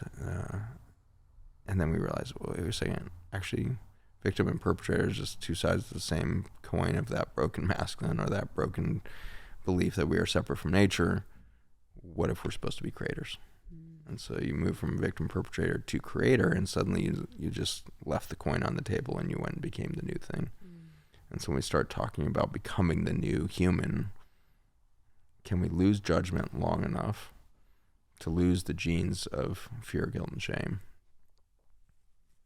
And for that, we will express a new genome. And for that, we will express a different biology that might be more resilient, more adaptive, more intelligent, blah, blah, blah, blah, blah, blah. So maybe we become an octopus. Like, yeah, I mean, that'd be dope. That'd be pretty good outcome. I would choose that next. Yeah, it would be pretty amazing. It would right? be all the color changing. Color changes and camouflage and be able to collapse and go through these pinholes. How many brains? Do they have more than one or more than one heart? They have a distributed neurologic system. They don't have that central nervous system that we have. They have kind of this distributed neurologic system. You know the octopus that chooses that Super Bowl winner? That one? So there's an octopus that they have that basically they have him in a tank and they'll put 2 football helmets on each end of the tank. And he'll go to the helmet of who's going to win the Super Bowl. He's and the oracle. Like, he's like 85% accurate. The football oracle. Isn't that crazy? Wow, that's super cool. I'll send you a video. So like basically every Super Bowl, they'll have the octopus like choose who's going to win. And he's like super accurate. They have the intelligence of like an 8-year-old. That's why I can't do calamari. Yeah. Because I'm like, guys, they're too intelligent for that. No judgment, but yeah, I think the calamari is a squid maybe, but okay. Darn There you close. go. Perfect. Okay. Same thing. I mean, octopuses eat Squid in are dope restaurants too. all the time. Yeah. And so go to any French restaurant, they're probably serving skate and squid. Yeah. But I think it is interesting that we are so unawares of the intelligence of the creatures that we consume. Yes. And we're even less aware of the abuses to which that we put them through to be on our plate. Oh, yes. So that unconsciousness. Well, think about if you know both. If you know how intelligent, then you know the abuse. That's the worst combination. Yeah. And that's why you can never eat bacon again. 'Cause Yeah. if there's an intelligent mammal out there, it's a pig. Yeah. Oh, my gosh. And they exhibit so many of human traits. Yes. And in fact, they are the same genome, which is very interesting. For a long time, the textbooks will tell you they're like 99.7% identical as a human and a pig. But recently, a team demonstrated that they're actually basically 100% identical. All you have to do is chop the genome into 178 puzzle pieces and rearrange that puzzle slightly, and now it spells pig. And so we are simply a non-linear expression of pig as humans. Wow. And so they have all the genetic code that we have, which is to say they probably have all the vibrational capacity to see a universe with all of those same skill sets and intelligence that we have. They happen to express it with the exuberance of how good it feels to squish their toes in mud. I know. It's like, which isn't that bad. That's actually pretty genius because that feels really good. I know. And I haven't done that since I was 3. Because my mom started yelling at me about jumping in puddles probably or something like that. I was like, why do we do that to kids? Why do we tell them not to jump in puddles? Why do we tell them to put their shoes on? Why do we tell them not to get in the mud? That's ridiculous. And so they stop being their pigginess and they become these deprogrammed beings. And it's a tragic thing to lose our pigginess maybe. But I think that there's an opportunity for...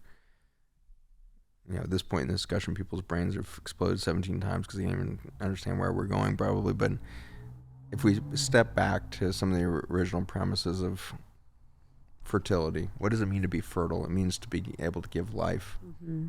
What does it mean to be able to give life? It means you are a creative force. So what is creativity? Creativity is being in touch with your God force, your God capacity, to form a thought, to form a relationship, to form a new pattern of organization. And you take that canvas and you paint something that's never been seen before, because it's a reorganization of the patterns that exist in nature, and you're re-expressing nature on that canvas through your own experience. Of Course in Miracles says it adds to what is already perfect. Adds to what is already perfect. Which is so wild to think about. I just think it's crazy it doesn't exist, and then you bring it through your mind and create. We've gone everywhere, which has been so much fun. And there's something I've been thinking about with you, because just as my last question, you've done so much work. You've reached so many communities. You've connected with so many people.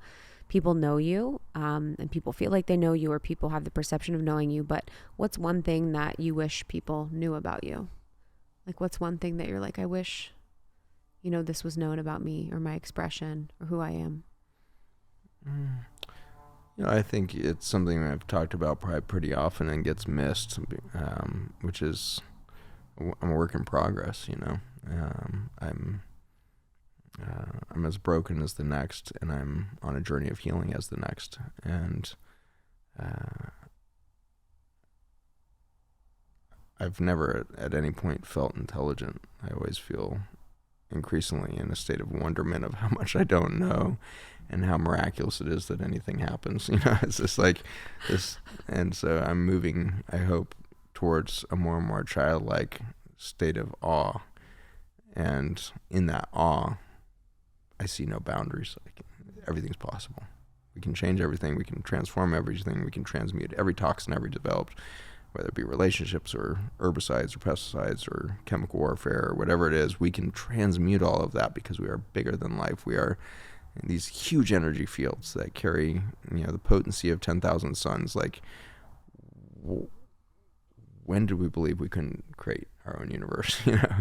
And so it's time for us to really drop into this childlike aspect of ourselves and let go of any sense of intellect or analytical capacity and find something much deeper than intellect and intelligence as we might measure it in a school, in our education system, and be willing to learn instead.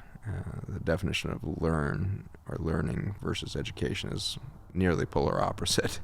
And so it's worth looking those two words up and realize, like, oh, I spent 30 years doing the education thing, and for that I forgot to learn. And learning is such a beautiful journey. It's driven by curiosity and satiated by new discovery. And that new discovery is a way of saying remembering, because it's already been known. It's already been there forever. Scientists are kind of funny that way, where we'll say we just discovered a new protein or something like that. Like, oh, I mean, actually what I mean is this protein has been there for billions of years, and I just saw it and came to understand it for a moment, and therefore I have discovered it. And that's a sad paradigm, because we've done that at the cellular level and atomic level in science, but we've done it to whole continents, and we come over and we're like, oh, we've discovered a new land. And then because I discovered it, I am God, and I have a God force capacity, and I am, manifest destiny, and I have this whole concept of, find it, therefore it's mine, and we get this colonial mindset down at the molecular level all the way up to the macro level of society, and we express all of this damage for that tendency towards ownership. And if you stop owning your own learning and start letting it flow through you, you can learn so much more. And I'm really grateful for everything I've forgotten about medicine. The last time I took every 10 years you're supposed to recert all of your specialties, and for me that's a lot of tests, because I was internal medicine, then endocrinology, hospice, palliative care, and so every 3 years you're basically taking this massive test that takes months to study for and everything else. I got to a point in my career where I was so busy that there was no way I was taking months off to go study for this exam. And I was so divorced from the original information, because the world I was seeing was simply didn't even understand the belief systems that allowed me to take those tests successfully 25 years ago. And so my last test that I took was my endocrine test. And when I failed that, I was just burst out laughing, because I missed it by like 2 points. Like, it was like so close to like being right, and I was like, oh shoot, I still have like 50% of this to unlearn, because I almost passed. And that would have been a bit of a disaster, because it means I would still have my old worldview. And so it's been a joy to like do the reverse thing, where I'm starting to celebrate my forgetting and start celebrating the belief systems that have died rather than the belief systems I cling to. Celebrate that which has passed. I celebrate the canopies that I have dropped from my tree over and over again, so that I can have a new spring. And that's a different attitude on life, and it's leading me to more of a childlike aspect. And so I guess in answer to your question, I hope that people know that life is a journey. Anything that we would see as beautiful is beautiful for its change, for the transformation, for the frictions that cause that transformation. And I've known so much heartbreak in my life, and yet I've also had such an easy life. It's this dualism that we all have to walk around with. Like, it could be so much worse, and yet I've been through so much. And for that, it's a beautiful journey, no matter who you are, where you are, all of these things. And so I hope that people don't keep walking away from these podcasts being like, Zach is so smart, or Zach knows things. If you see something of beauty in anything I've ever said, then it just means I'm starting to be able to show you my nature. And for seeing my nature, you see something beautiful, and then you attribute a bunch of your emotions to that, which are inaccurate. And so know that whatever you think I am is probably an amalgamation of you and your experience, and not actually me. And I think that's why a lot of people in the public eye suffer, is because everybody is projecting their own image of them, and they feel more lonely and more unseen with every passing year, with every million new followers or million new people staring at them. The performers among us tend to die very young because the stress that's there of people telling you or believing you're something you are not, because they're having their own experience and then projecting that on you and then making that your identity. That's a very intense energy to be in every day. And so I have to dip out of that, and I'm really grateful for long plane rides today, because it's that bubble that I can get into where it's like nobody's reacting to me, nobody's projecting on me, and I get to just be in my vibration for that period of time.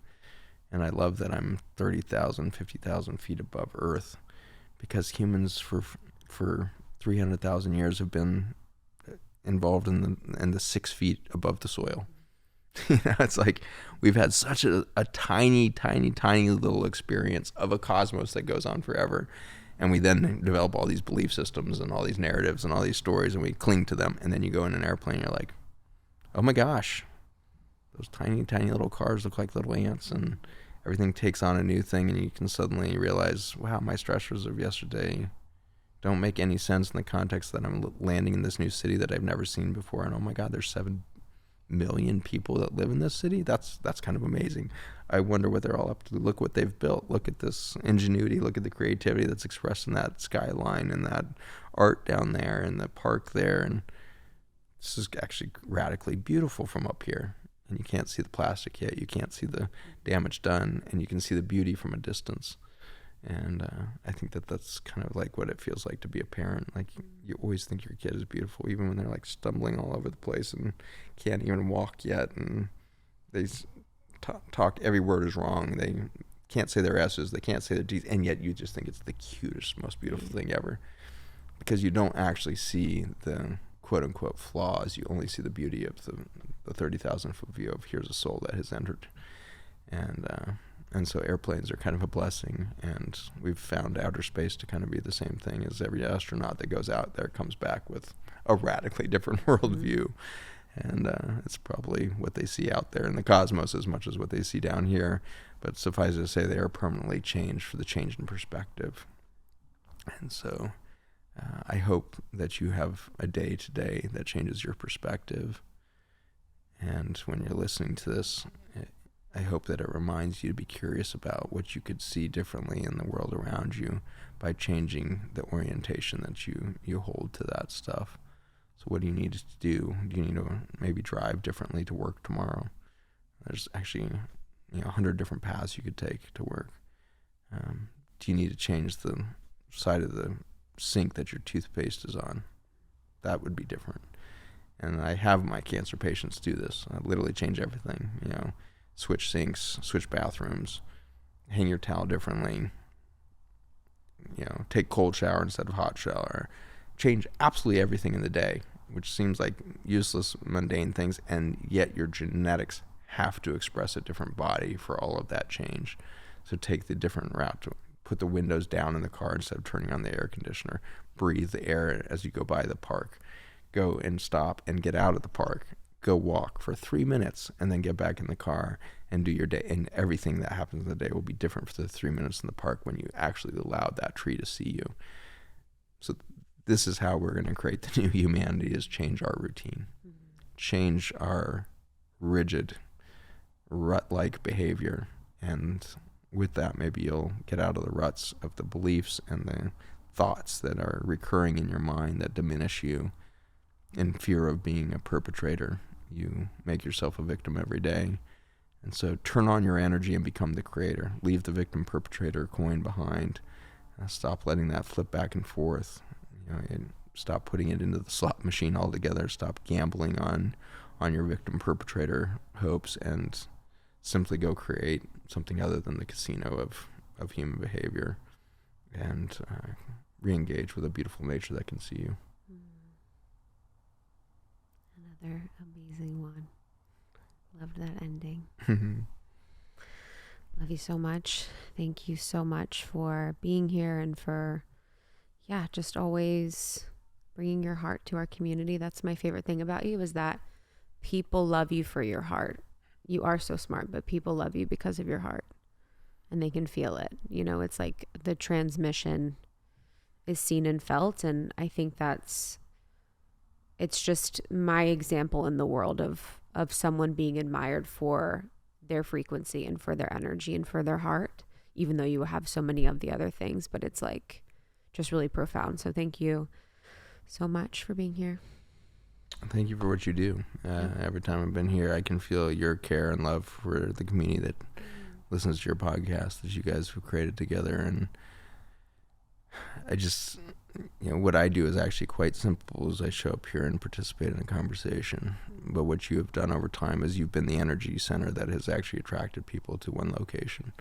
And that's a much different and probably bigger calling than the one that I do. I get to be the guest, I have the gift of being a guest into your world, but you created this world, and the people that are listening right now co-created that world with you.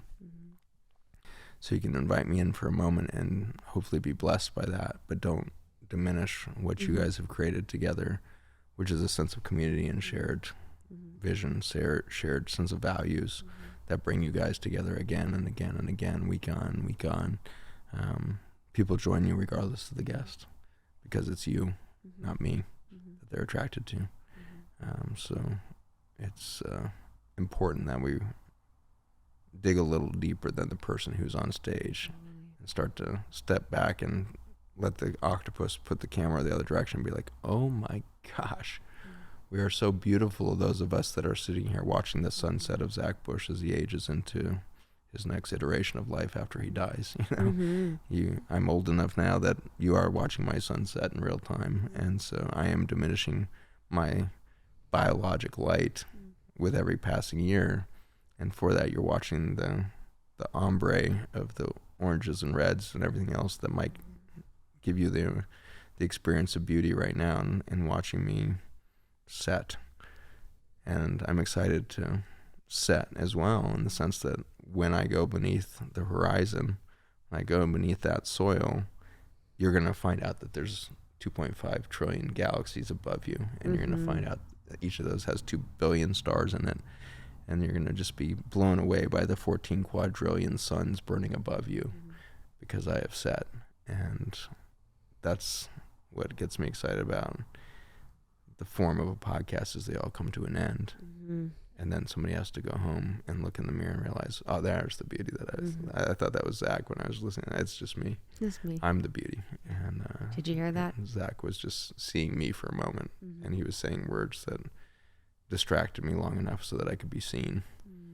But you all are beautiful, and you are actually the center of your world and not me. And I'm honored to be witness to each of you in this kind of virtual state of being, where there's a vortex that forms in the midst of two people. And scripture has said, where two or more are gathered, I am. And I think that's talking about everything in the equation. The I am of the God force of nature in its incredible, exquisite intelligence of design, and the I am of you, the I am of me.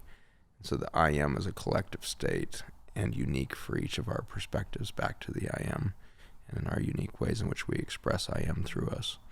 And that creates a vortex of energy. And when you sit in a podcast and do that again and again and again in space, there's something about that accelerates the reconnection to source.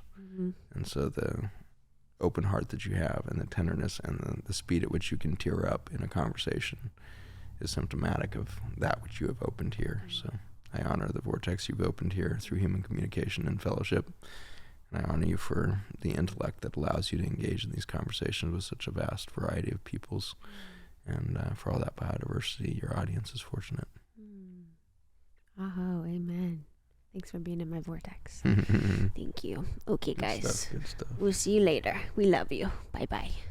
Thank you so much to Zach Bush for joining us on the show. You can find more information about Zach Bush at zachbushmd.com or on Instagram at zachbushmd. It's ZACHBUSHMD. Again, that was Almost 30 Podcast. My name is Krista Williams. You can connect with me more at It's Krista on Instagram. It's ITSKRISTA. It's Krista.com. I work one-to-one with people to support them in finding their authentic voice. I love to support empaths in finding their purpose. I have an amazing program called The Life Edit that has changed my life by bringing conscious awareness to all things. And I am one half of Almost 30 Podcasts, which I do with my very best friend, Lindsay Simsick, who again is on maternity leave.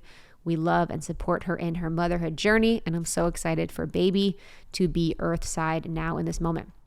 We are grateful for our sponsors that make this show possible. You can go to almost30.com/partners to find partner information and discount codes from brands that we truly love and trust that we've vetted already in the show, such as Ion, which is Zach Bush's brand. We have a second podcast called Morning Microdose. There are no ads in this podcast. It is 5 to 10 minutes. It is the best of the best from the show. It is your daily dose of inspiration that just brings a nugget of insight, information from our show to you every single day. So you can subscribe to Morning Microdose wherever you listen to podcasts. You can find more information about Lindsay and I. You can learn how to start a podcast. You can get the Life Edit or any of our other courses and programs, or even membership at almost30.com. You can find us on Instagram and TikTok at Almost 30 Podcast, and on YouTube. We put all of our video up on YouTube. We recently started our YouTube, so would love to see you over there. Thank you for being a part of our community and our lives. I am so grateful for you. I'm so grateful that you support me in doing what I came here to do. I'm hopeful this episode was helpful, inspiring, and all the things. I will see you on the next episode of Almost 30.